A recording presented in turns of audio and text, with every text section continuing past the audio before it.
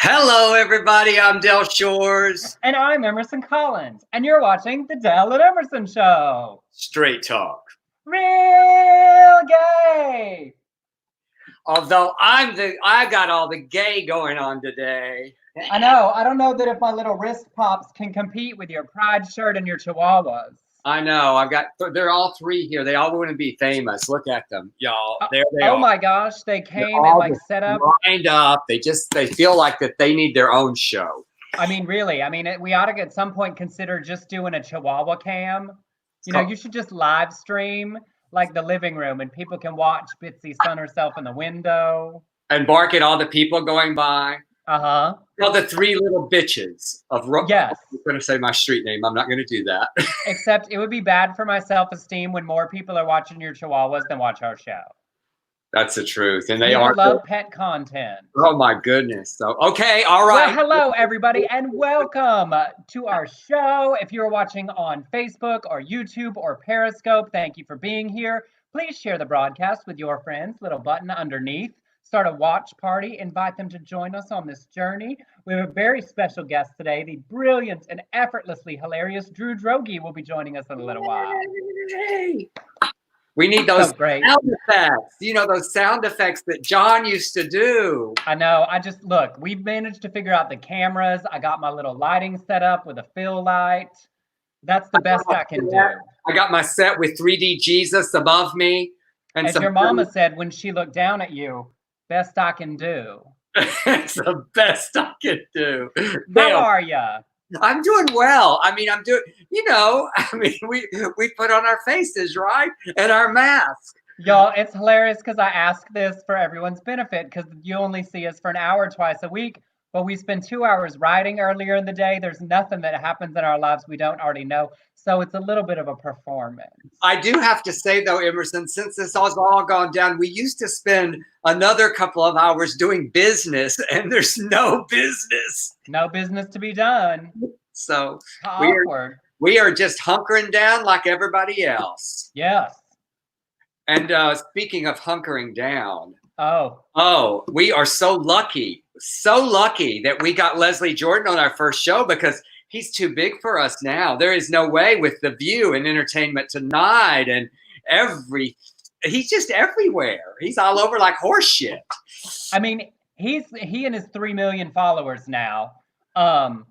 He's making so much good content that now other people's content is just Leslie's content. You know what we need to do? We need to tell him he needs to post those Instagram videos on his Twitter account because now people are just pulling his videos off Instagram, posting them on Twitter and getting thousands and thousands of retweets just going, oh, this is my mood. He's so interesting. He was like, they were talking, people are, contacting him about monetizing. And he was like, no, I just want to entertain. Get some money. And take all the checks wherever people will come from. Yeah. Speaking of checks, if you are enjoying the Del and Emerson Show at any point in the broadcast, you can Venmo at Emerson Collins $1, $3, add zeros to your heart's content. You can send it at Venmo, it's at the banner at the bottom, or you can PayPal us at beardcollinshoresproductions@gmail.com, and I will share it with Delford. Yeah, that stimulus check, you know how it's supposed to just stimulate and get back into the economy. There you go. I figure we can ask for a little bit from people that are fortunate. I didn't even put this in as a story this week. Some pastor's asking his people to turn over their stimulus checks to him and their church. He's just saying, just sign it over, all your $1,200. So I feel a bit good about asking for like 5 or 20. There's a lot of people, loving Jesus and getting in trouble. I mean, with a lot of shit. We'll talk about some of it, but and also if you leave comments on YouTube or Facebook, anywhere, Periscope, I can see them and we'll get to your comments and questions. Also related, Cameo Cares that we did this weekend from our cameos. I did a whole bunch of cameos this weekend to benefit the Actors Fund. I did too. I had a good time doing them. I was actually shocked at how many people wanted me to send some kind of message to and some of them to themselves, which was just great. I just love the ones that just said, tell me, it made me laugh. And I had a really good time. I sat here one day and just did like 12 in a row, just right after another. So I had somebody ask me to do one as Billy Joe Dobson, which was very entertaining for me. He said he thinks, he told me, he said he thinks Billy Joe Dobson is his future husband. So I did it like this. I went, hey Ross, I heard that you think I'm your future husband, and I don't think I really have a problem with that, except you got to remember, I only like having sex with dead people, so we're gonna have to have a chaste marriage for a while if you want it to last for very long. I was very proud of it. The ones that you're watching who do not know, Billy Joe Dobson is a character brilliantly played by Emerson Collins in A Very Sordid Wedding, now available on Hulu and at delcourse.com. And Amazon Prime. Yes, Amazon But Prime. If you want us to do cameos for you, for your amusement, for your friends, we are available. I did. It's funny that they're asking us to do the Butch Boys. I did 2 or 3 as Jimmy Dale Watkins. So, and I had a great time doing those. Fuck yeah. Yeah. All right. Drag Race recap, because I'm enjoying so much that you've finally gotten into it. Our sweet little Jan, finally, it was her time. Bless her heart. She was just so distraught over not winning that week before. It wasn't about her not winning. It was because her friend went home. It was about Britta going home. What I appreciated about Jan the whole time is there is a soft spot in my heart for anybody whose life ethos is just, I just want to do good. It's like Rachel Berry from Glee, Reese Witherspoon in Election, like that person who just blatantly is like, I want to do my best and you should see me right here doing my best. I feel for that person. Yeah, well, she did well. I enjoyed the show very much. And the commercials were interesting. I enjoy that when they have to like do comedy and make a plan and do all the things. Yeah, and then what's her name? The one thing that I just have in common with my mom these days is like, which one was that one? Oh, which one? The one with the gap in her teeth. Heidi Ho, yes, or Heidi in the closet. Or I have really grown to love her. I just love her. She is brilliant television and clearly a delightful person. Yeah, and real. You can't fake that. So yeah, but then when you got to the end, the widow's performance of that lip sync was just undeniable. So we have some news about Pride's being canceled, and that's why I wore my Pride shirt for y'all. HRC, I bought it at, so I can't remember what Pride I bought this at, but Knoxville, I believe it was Knoxville Pride.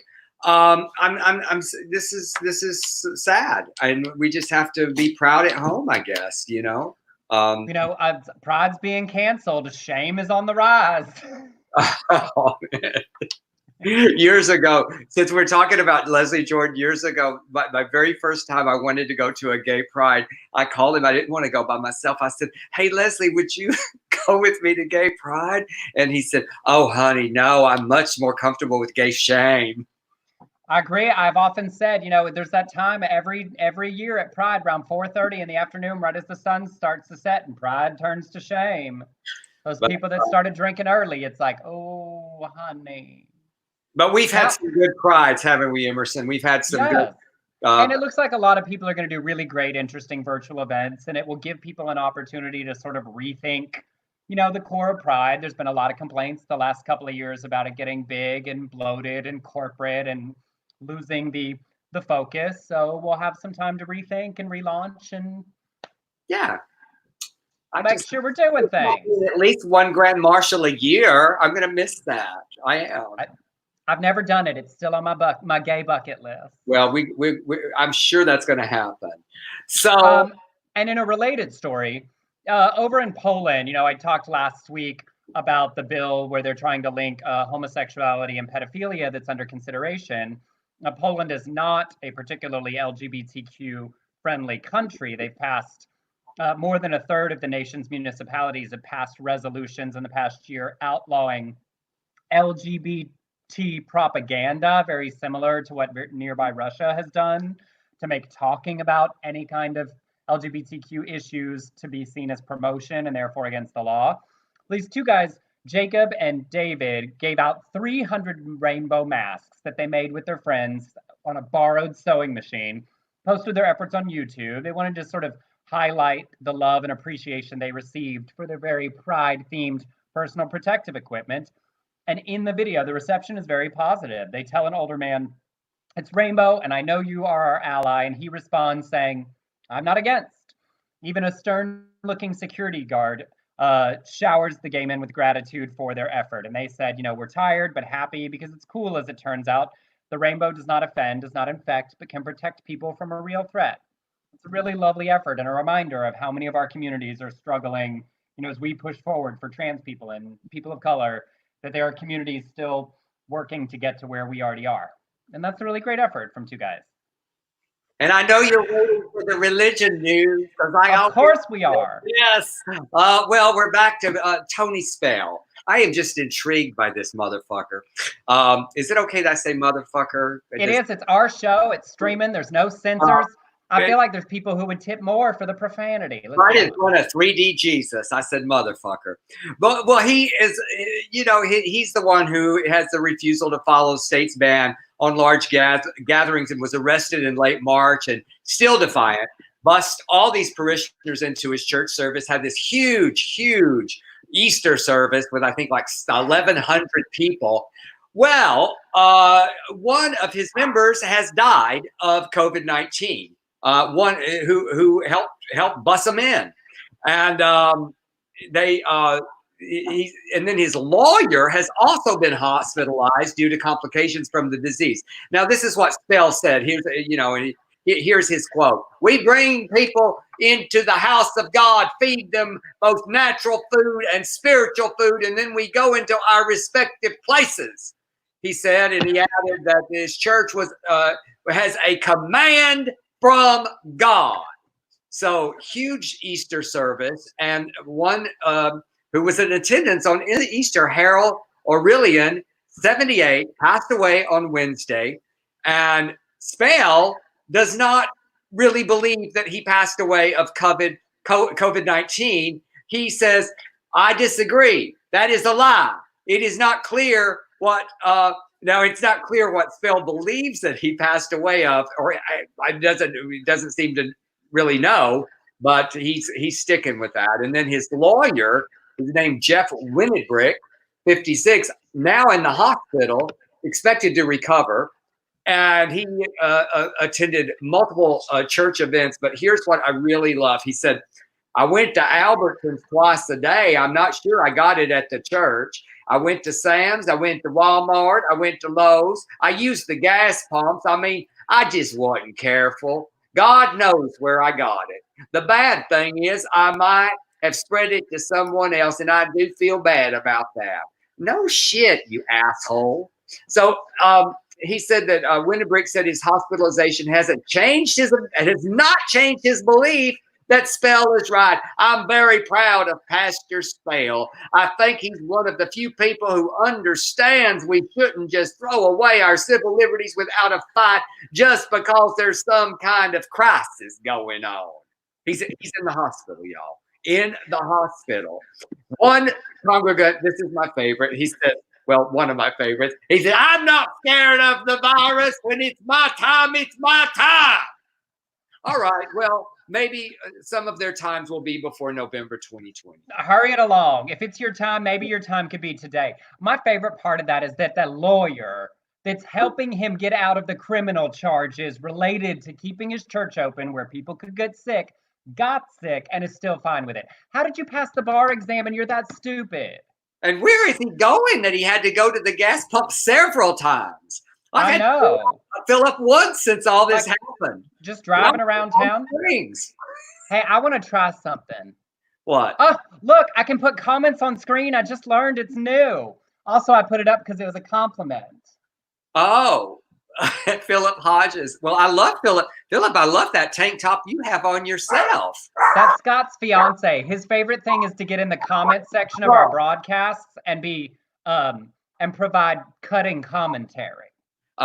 Emerson commented earlier that he said the dogs have been so good. They haven't made a disruption since Leslie's show, but here they are barking. Okay, this next, we've been talking a lot about. Go ahead, I'll do this while you go ahead. Fix the chihuahuas. we've talked a lot about the human cost in all of this. You know, we're doing the show to entertain you all so we can all gather and have a good time, but want to continue to be aware of the toll it's taking on our communities. And I think individual stories help my brain grasp that. And there's an incredibly tragic story about a gay couple in Texas, Tony Brookside, and it was a city councilor in the San Antonio area, and Phillip Brooks, a hair salon owner. Both passed away from COVID-19 within hours from each other in the same hospital, a few rooms away from each other. They lived with Phillip's mother, who is also infected, and she's still quarantined at home. One of Cy's brothers said, "It's very hard. We had to arrange my other brother, who lives in San Antonio, to stand outside the house they all lived in together to tell her the news that they had both died." They said, "We can't go in. My brothers can't go in and comfort her. She's standing in the doorway crying, and we're here in California." In our family, it was 3 people that contracted it. Out of those 3, 2 died. You can look. At the end of the day, there are 2 family members we will miss and we will never get back. It's not worth going out socializing and having that chance risk the chance of getting it. And I just want to share that story alongside as we look at, you know, the governor of Georgia opening up nail salons and tattoo parlors and massage parlors. As those of us that live in places whose leaders are making bad decisions, it's incumbent upon all of us to hold our neighbors accountable and our friends accountable to continue to do things that allow us all to be protected and protect those among us that can't protect themselves. So lots of love, obviously, out to that family. And to remember that even those of us who can't do anything, staying home is an important contribution to us all getting through this. That's just a heartbreaking story. Oh. Well, we've got some open up protests. I noticed that when I put my fingers on, just as you said, nail salon, I got bored, Emerson. Look, I got bored and I painted my nails. I only had purple and white. And so I did purple. I'm going to do white next time. And some guy last night when I was doing my bedtime stories on my Facebook page, he said, "Oh, no, no." And I said, "Don't tell me what to do. You know how I don't like to be told what to do, Emerson. I do not like to be told what to do. I'm 62 years old. Do not fucking tell me what to do." Okay, on with the news. The open up protest. I'll paint my fucking nails if I want to. Go ahead. That demonstrators gathered in Pennsylvania on Monday. I'm sure y'all all saw all these protesters. That the stay-at-home order has been lifted as the coronavirus pandemic peaks in the United States. They want this stay-at-home order lifted. And hundreds of protesters on the biggest day, by the way, the biggest death day of all, hundreds show up. And it's not just Harrisburg, it's a lot of places. And my favorite, though, is on one of the trucks there, it said, "Jesus is my vaccine." And one man came to the rally bearing a wooden cross on his back. You know, a quick story. You've heard this story, but I was the grand marshal of Salisbury Pride in North Carolina. And they couldn't even have a parade because the city council wouldn't allow them. And these protesters came in. One guy came with a white cross made of ugly rain gutters, dragging it. And I just went up to him and I said, "Jesus would not be dragging a cross made of rain gutters." I like, you know, my favorite character from the Bible, as we're afield here, is Simon of Cyrene, who does not get enough credit for being the one who carried the cross for a while when Jesus needed a break. You know, like the only reason Jesus got that cross up Golgotha is because Simon of Cyrene carried it for a little while. I just feel like he's the unsung hero. You know, be the Simon of Cyrene for someone in your life this week. That's my sermon. You've been preaching that sermon for years. You're trying to get Simon of Cyrene to trend or something. I do. Justice for Simon of Cyrene. I'm having fun with the comments now that I figured it out. Also, we got Venmo tipped by Levi Christ and Erica Kopich. Y'all are being so sweet to us today. You do this story. I got to turn off my roasting chicken. It's going. I know. I was like, what is beeping? Is there a truck backing up in the kitchen?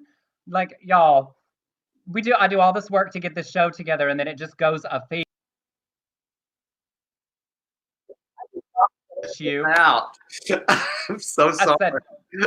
Okay, I'm gonna tell this story. We talked about this a long time ago, I think, but this is my favorite kind of gay nonsense. Okay, you may have heard this story before, but last year, 50-year-old Barry Druid Barlow, hyphenated, you're welcome, made headlines when he split from his partner of 32 years, Tony Druid Barlow, with whom he had 5 kids. Now they only had one daughter named Saffron, because naturally, who had a boyfriend named Scott Hutchinson, who also worked as Tony's assistant.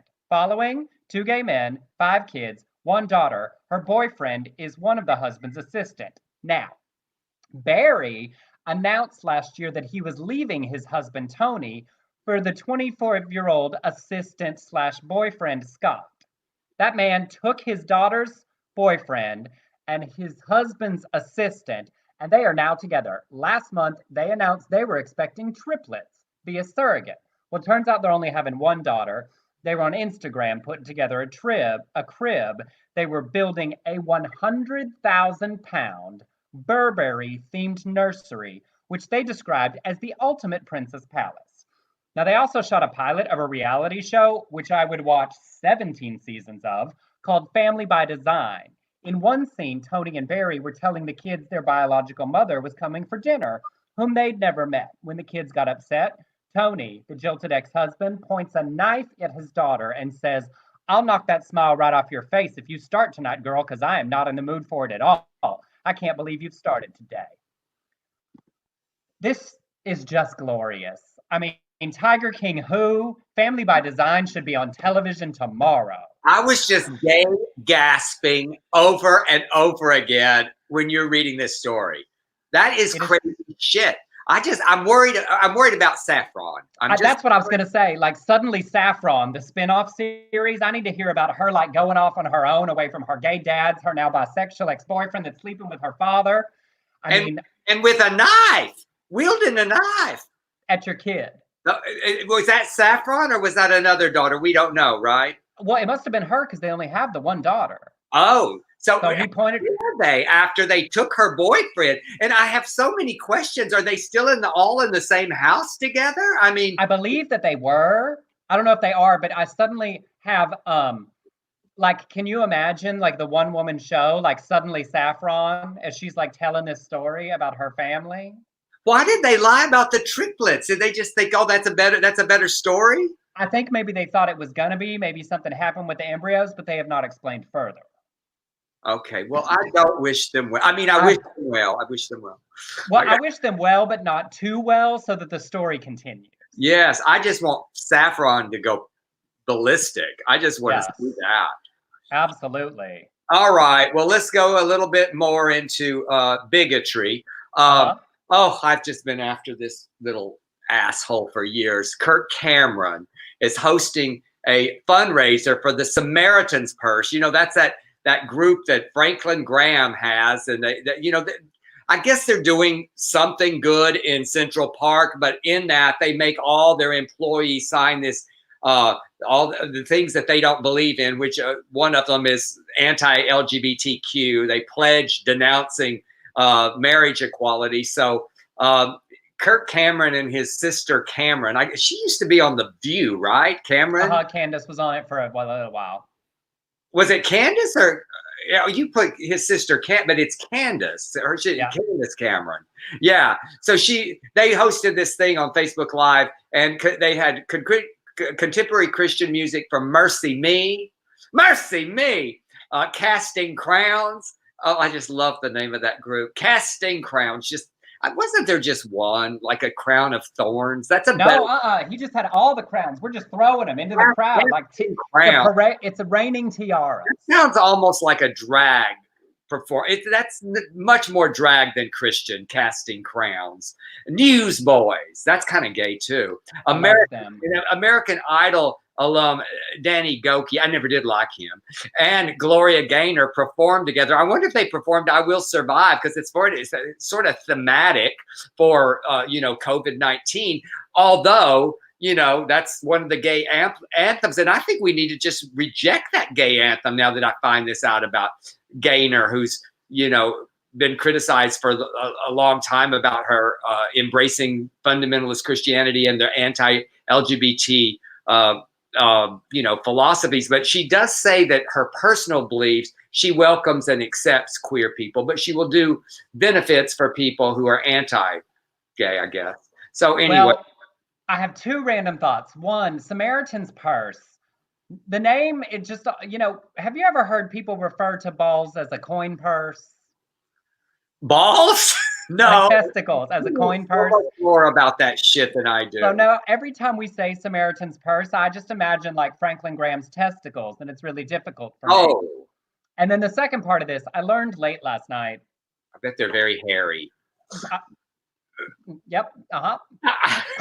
That someone I really, really do love, Kristen Chenoweth, also appeared on this benefit, which is really hard for me because I adore her and adore the work that she does for theater, and that she's an incredible performer and does so many big things. And I feel like it's that weird thing, just like with Gloria Gaynor, where she tries to walk a line between her faith and a community like ours that she clearly loves and clearly does support. I don't doubt in any way her support of LGBTQ people in the theater community and the world she works in. But it is really hard when people appear in conjunction with an organization that's not just like, oh, it's a church thing. It's like Samaritan's Purse says really specifically that everyone that works for them, has to support these things. So that's hard for me, Kristen. Please don't do that. Yeah, hard for me too. All right, shall we head on? Yes. Okay. Sometimes people in our own community can be awful to each other. This next story is weird twist and turn. Sophia Chelani is a trans woman in Morocco who now lives in Turkey. And last week she did a bonkers Instagram live feed encouraging women in her home country of Morocco to place fake ads and create fake profiles on gay dating apps to identify and out gay men living in their community. She said, these apps will show you people who are near you, 100 meters, 200 meters, just next to you in the living room. Since everyone is together at home, it could show you your husband in your bedroom. It could show you your son who might be in the bathroom. And after she posted her video, a flood of cisgender straight men and women began making profiles and sharing the information from the queer men they found on the apps. Now, there have been reports of violence as well as death by suicide. There's not confirmation on all of those details. You have to remember, in Morocco, same-sex relations are still illegal, punishable by a fine and up to 3 years in prison, not to mention the cultural and religious ostracization and physical danger. Planet Romeo, one of the apps there, had to send out a warning to their 41,000 users in Morocco, and they blocked all new profiles since that broadcast. She denigrated HIV prevention groups, saying they contributed to spreading queerness. She misgendered a trans man. Instagram has deleted her account, but it was such an example of how like one terrible person in a lot of places can put a whole lot of people in danger very quickly. And sort of terrifying also that someone who is a member of the umbrella part of our community doing damage to us. I mean, come on. I've said it for years. There's a lot of bad gays too. Well, and on the flip side, there's lots of gay men who, just say terrible thing about trans women in the trans community. And absolutely. So it's important to just horrifying and gross. And I hope that she's permanently blocked from everything everywhere. Yeah, me too. Well, I hate this story. I hate this next story, but Ellen is in trouble. The cast and crew of the Ellen DeGeneres show are speaking out about their treatment during the show's shutdown, saying that both DeGeneres and the producers were non-communicative. Those are some words I just have the hardest time with for weeks. Slashed their pay when they did get in touch, and hired non-union outside workers to build a set for the show in DeGeneres' home, so she could continue taping without her crew. So when she resumed broadcasting, she said she wanted to start doing my new show as soon as possible, claimed it was for her staff and crew. I love them. I miss them. The best thing I can do is support them and keep the show on the air. But the crew is now saying the opposite. The opposite is actually true, and accused the host of ignoring them, hiring replacement workers, slashing their pay. They said they were last paid in full for the week of March 16th, and that was weeks after they were left unsure if they would be getting paid at all. So, and if so, how much? when they did hear from Warner Brothers, they were told their pay would be reduced. Then they found out about that she had built the set from non-union workers on social media.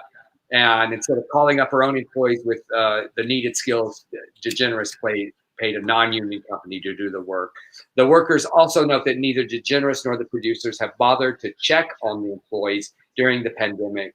Some of them have worked on the show for almost 2 decades.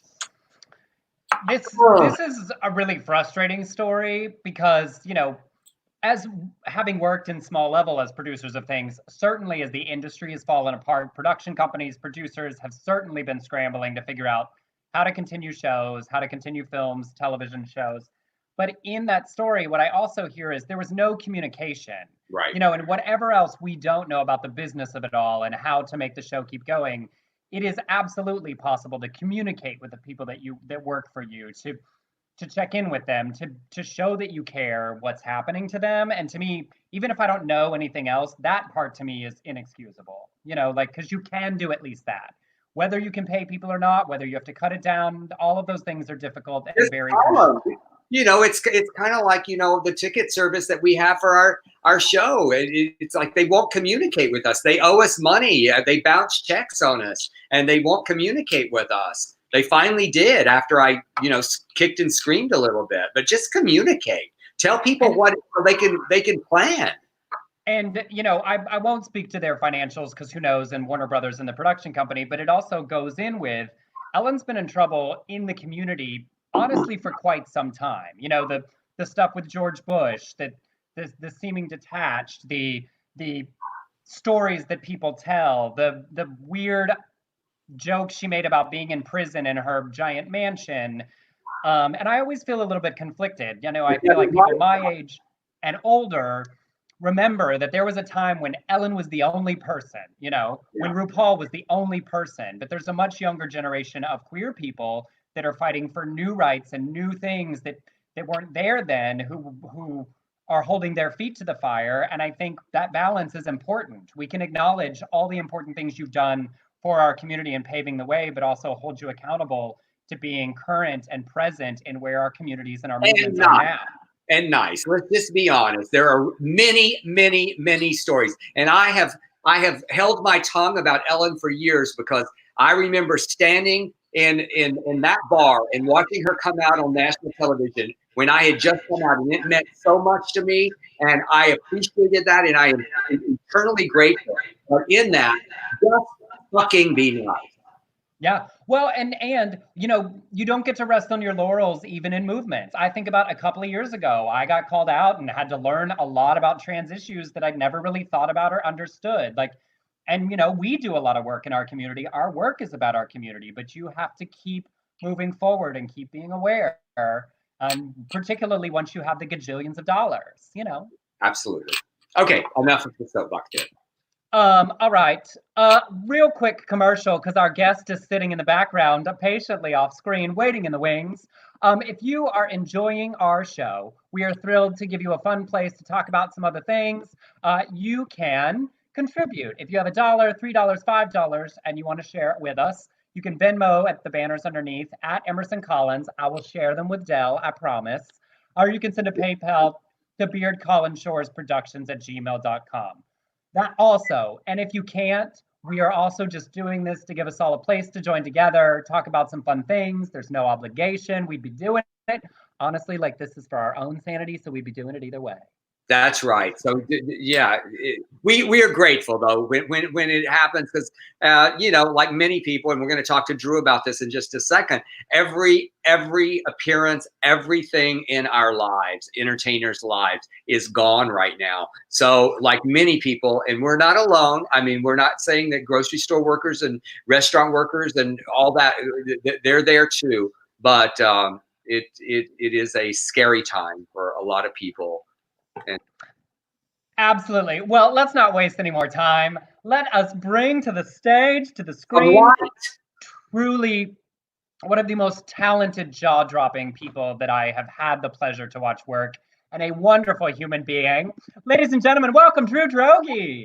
Hi, everybody. Look at Hello. you. So good to see y'all. You're Look at so, you look so butch, Drew. Oh, hey, it's It's gone on Friday. I have to do Jessica Tandy in a parody of the birds called The Duck. So I will have to shave, but I'm holding on to it as long as I can. Drew, I love that your career always just sounds like you're playing Mad Libs. Like you're like, oh, I'm doing Cynthia Nixon in a one-woman show about, from the 1970s about. I know. I know. I love it. I love it too. It's like it's a very fun, creative life when people go, hey, we thought of this insane thing and we know you'll say yes. So yeah. Well, we are big fans. I have seen you on stage so many times in Los Angeles, and you never disappoint. And you are one of those people that makes me think and also makes me laugh from my gut. So thank you for all of the many, many moments of laughter that you have given me. My God, back at you, Del. Thank you. Thank you so much. First and foremost, how are you? I'm okay. I go in and out. I go through waves where I'm fine. I totally forget what's happening. Like I'm kind of in that place now that I'm like today I've had a busy day and I'm like, I haven't left the house, but that's not weird anymore. So yeah. I'm like, and then I have moments of like agony. I'm crying at the drop of a hat, at weird things, like things that shouldn't trigger that. But Dude, get it. So we're very fragile right now. My feelings are getting hurt a lot and I'm having to explain like, sorry, I'm really hurt. But I feel like as a planet, we're experiencing global trauma. Mm-hmm. So there's also, there's comfort in that in a weird way of like, oh yeah, my problems are exactly the same as most other people's problems right now. I mean, immediately. And I'm still problems. It doesn't dissipate it. They are still valid. And by the way, Emerson, you asked that question. Like I always say, like when I grew up in the South in the church, when someone's life fell apart, the church would go, "How are you?" Yeah, but also I ask it that way on purpose because with what all of us do, and in society and in social settings, we're so trained to say, "How are you?" "Oh, I'm fine. How are you?" Da, da, da. And I feel like if one of the things I'm seeing break down that I think is a little positive is letting it be okay to answer that question honestly, because since we can't be in the room together, to really tell someone when you talk to them, I'm not great right now, or I'm doing okay today. And if you're not, let's deal with where you are, like being honest. Well, you were in rehearsal, right, for your new show to open off Broadway, right, in New York? I was in the middle of the run of the show in New York. So it had opened. We had opened. We were running for 5 weeks, and then it was like we didn't realize that the last show would be the last show, but it happened all so quickly.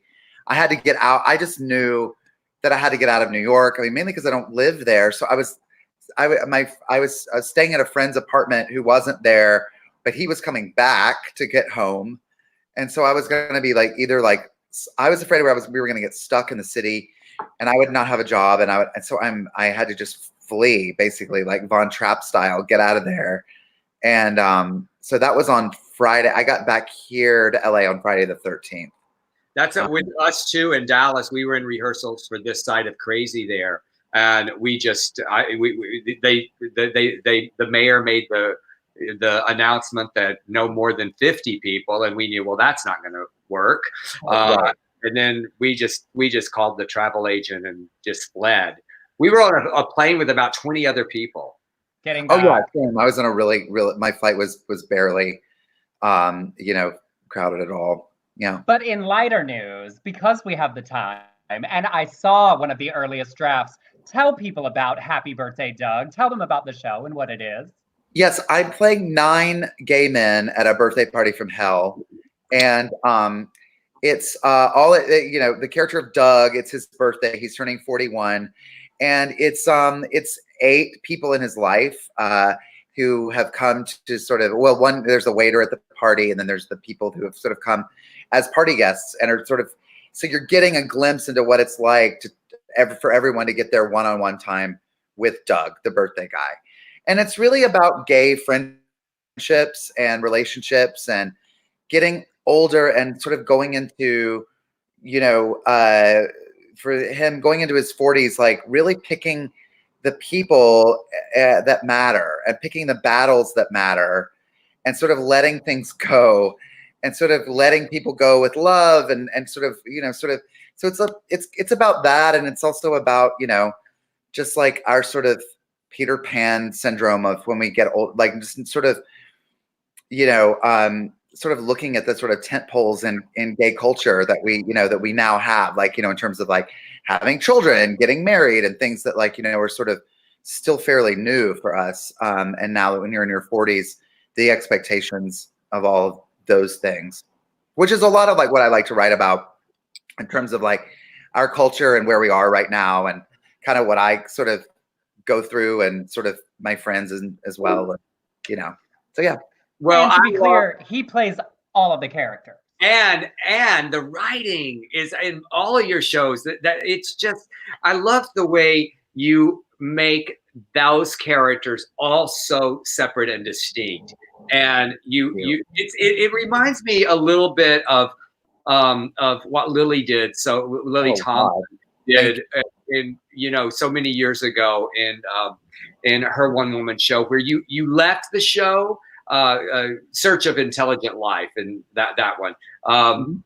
You left the show feeling as if you saw more than one person. You actually remember it differently. It wasn't just the same actor. You embodied the characters so brilliantly and thoroughly. I just loved it, and I loved Bright Colors and Bold Patterns. That was like so brilliant, and the film of it was also brilliant. Which, by the way, is on Broadway HD right now. So yeah, you can watch it on Broadway HD. Sure. Yes. I found myself in Happy Birthday, Doug, though, like laughing hysterically at people and then being uncomfortably convicted in some moments of like, I'm that. That's me. I'm him. I've been him at a party. I was definitely him. But I loved it because to choose 9 people and take these foibles and build them as people we all know and all the versions of, and also that brilliant thing of like, and not judging them too harshly. It's like acknowledging that like their issues, the annoying things that you layer in them, showing also like where that comes from, like why they are that. Right. That was something I was really, I was really careful because I was nervous when I first put it up. I was like, because you just don't know with all of it. And I'm like, is this going to just look like, because when I did Bright Colors and Bold Patterns, the other show, I was playing one character. Yeah. And he can kind of be a nightmare, but you spend 80 minutes with him and you get to learn like, oh, he's actually hurting inside and he's the clown and so you get all that. But this show, I was like, I'm playing 9. And is this going to be like a Drew's commentary on the gay community? Like, am I saying everyone's terrible?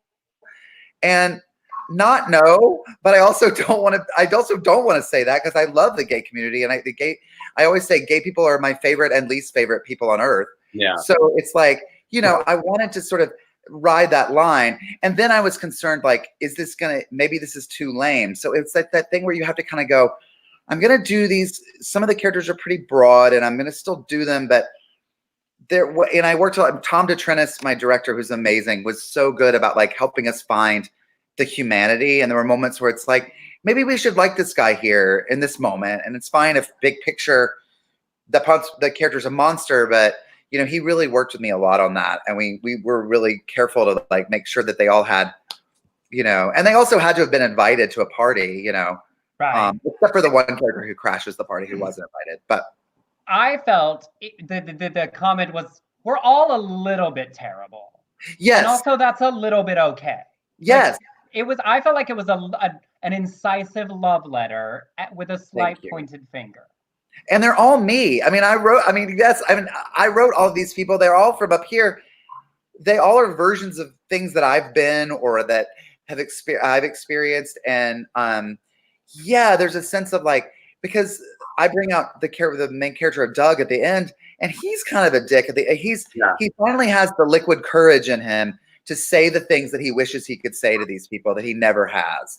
And there are moments, especially when I did this in audiences a lot in New York, where sometimes audiences didn't know me at all and had no idea just me, what I'm like as a person. And I felt like there were nights that you could tell that they had issues with Doug, which was interesting to me. And I kind of liked it. I mean, I won't say I liked it, but I didn't hate it because I thought it was an interesting sort of take to be like, yeah, maybe we kind of need to be assholes sometimes. We got to stick up for ourselves. And we also need to love ourselves and love each other and give each other that space because we're all damaged. We all carry this trauma and we go out to parties and all pretend like you were saying, before all this shit happened in the world, we used to go to parties and we had to be okay. We had to be like, I'm great and things are good. And here are my projects that I'm working on and I'm in love. And oh, my dog just had a birthday or whatever bullshit we're going to come up with to say. And sometimes it's like, oh, I'm kind of bad, but you don't want to say that. You know, it's like Danity Kane, my heart is damaged. It's like, it's the thing of like, yes, we're all awful and we love each other and we have to remind each other, okay, but today you're being too awful. You know, right. like exactly. Drew, it's honestly, it's your one day more, you know, like it's your Les Mis. Like, here's all the characters, all of the, I've always said one day more is actually, they're all just one facet of Valjean's personality. Oh my God, I love that theory. Across the stage. I'm that gay. Who's sitting around thinking about musical theater theory? I'm thinking of Madame Thénardier and how much I am dying to play her one day. Correct. And I bet you will. You put it out there. What you believe, you can achieve, Drew. Love it. Dell's quoting himself there. That's a line from Trailer Trash Housewives. I was going to say, I've heard that before. Oh, yeah, in your play. It is in one of my plays, but I stole it from Dr. Phil. I do attribute it to him in the play. And then we got a whole musical number out of it, sung by Debbie Holiday. Yeah. I think that also with what we're going through, because I have a short fuse every now and then, but it's contained most of the time. Mm-hmm. Although, when it happens, it happens. But last night I was telling Emerson on Facebook Live, like I was reading this very touching story I felt, and someone started pushing all these angry emojis. And I just sort of flipped out. I said, stop pushing those angry emojis. Stop it. And then I found out he was a Trump supporter, and I just, who loved Jesus. And I was like, right. And hey, if you're watching on all of our platforms, if you have a question for Drew about the 10,000 things he's been in, put it in now and we'll ask him. Someone said, John Martin asked, Drew, if he used sound or lights or both between characters in the show. Yes. We had, what we did with the show is we had every character had a different drink that he had to sort of signify, and they were all sort of spatially in different places, because some of the characters I would come back to. So it wasn't just a series of monologues. It was, I would come back and forth. So in between, we have blackouts in between each like character piece. And then I had music that I had picked out in between. Now in Lighter, is anything about like the nonsense of the world entertaining you? What's making you smile or giggle or whatever? I am watching so many old movies that I've never seen. There's so many old films that I just have never watched. Like I have never seen Born Yesterday with Judy Holliday. Never seen it until this week, and I'm like, oh my God, it's brilliant! It's incredible. Yes. And so it's a lot of it's that I watched an old like Mike Hammer, detective like noir movie. I'm watching a lot of black and white stuff, a lot of campy stuff. Loving Vincent Price. I'm loving like just anything I can sort of find that and some of it's pretty mainstream that I just have never seen. Yeah. That back catalogs, those lists we've all got. Well, someone told me there was an AFI list of 100 best films, and they were just ticking them off one by one. I thought, well, that's a great idea. I wrote all of the ones down that I haven't seen, and it's over 50 on the 100 that I haven't seen. And all of these are titles that I know, but I'm like, I've never seen, How Green Was My Valley or whatever. I mean, that looks horribly painful, but hey, we got Garrett asks, are we getting more Chloe after this is over? Yes, hopefully I'm going to do another Chloe video in quarantine. I've got to coordinate it with a paid gig. So when I get paid to do Chloe, it's always nice to sort of keep her on and then do a video for the world. So anybody wants to pay me for it, I'm happy to do more. You are worth, yes, because Chloe's free. And for those of you who don't know, Drew does a jaw-droppingly hysterical, nonsensical parody of Chloe Sevigny. The last video, the pistachio, like the only impression of Chloe Sevigny. I mean, why would anyone else compete at this point? When you got to the pistachios, I peed. Like, absurd. I don't know what this question is referencing, and I hope it's okay. Does Drew still think Maya Angelou is an asshole, or has that changed since her passing? Okay, yes, I know what he's talking about for sure. Maya Angelou was a teacher of mine in college in North Carolina, and my very first solo show that I ever did, I started with saying, I don't suspect to make any friends here tonight by saying that I think that Maya Angelou is an asshole. And she was as brilliant and wonderful. You guys were just talking about Ellen earlier. It's kind of the same thing. It's like for all the good that someone does, you know, I stopped telling that story after Maya Angelou died because again, nobody wants to laugh or like any of it after, you know, and I'm very clear. I mean, you know, obviously she's a legend. I went to Wake Forest because she taught there. I mean, she was a big reason why I went to that school. I was obsessed with her book when I was in 8th or 9th grade when I read it. She was the most name-dropping human being I've ever met in my life. Maybe that's what inspired Chloe, you know, subconsciously, because Maya Angelou could not get through a story without dropping President Clinton and Oprah and Ashford and Simpson and who all of her friends and how brilliant she was. And she was really aware of her brilliance in a way that I was like, oh, I don't love this. Because she was brilliant, but you know, there are plenty of other people in the world who can tell you that. Well, it's also, it speaks to, you know, none of us are perfect, and we expect icons to be perfect. We expect our gay friends to be perfect, or our communities to be perfect, and it's exhausting. And also, it's okay to poke fun at it, which actually brings me back to, and I know we need to let you go, Heathers, which I loved. Thank you. I did too. Your performance in Heathers, but I loved the whole show. I mean, that early press that like eviscerated before anybody had seen it. I watched every episode. I even found the 10th episode, like the Australian whatever, the real one. Yes, to watch the big swing ending of that. And I thought, you know, there's moments in this where I'm like, where I could have but it was such a big swing, and it was such parody of our community. And if we can't laugh at ourselves and point at those in our group that are ridiculous sometimes, what are we doing? And I just wanted to applaud you. It's one of those things that I have faith that one day it'll see the light of day, that people will put it out there again, because it's brilliant. I've been in so many terrible things. I've been in horrible. So I'm not just saying it because I'm in it. It's something that I believe in so deeply. It was a show that was really ahead of its time. It was also written under the guise that we thought Hillary was going to win. Yeah. I mean, we all thought, well, Hillary will be president, and we can laugh at liberal people. We can laugh, and we should. We are idiots like everybody else. We're human beings. Yeah. And so it really, especially the pilot, most people only saw the pilot, and the pilot is very much attacking identity politics. And people found it to be doing work for the other side.